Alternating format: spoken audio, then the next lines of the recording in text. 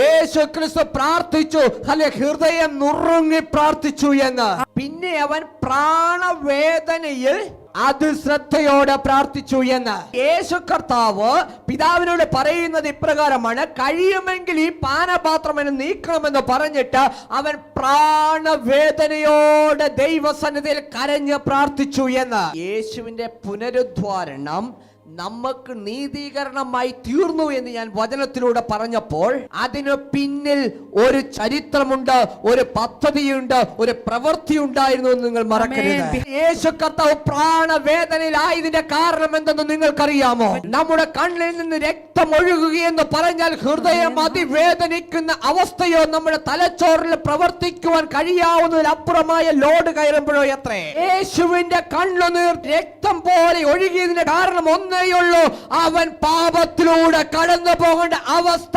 അതേ, ദൈവബല പിതാവുമായുള്ള അവന്റെ ബന്ധത്തിൽ നിന്ന് താൽക്കാലികമെങ്കിലും മാറ്റപ്പെടുമെന്നുള്ള ആ ചിന്തയത്രേ അവന്റെ ഹൃദയം നുറുങ്ങുമാറ് പ്രാർത്ഥിക്കുവാൻ ഇടയാക്കിയത്. കാരണം വചനം പറയുന്നു, ലോകത്തിന്റെ പാപം ചുമക്കുന്ന കുഞ്ഞാട് എന്ന്.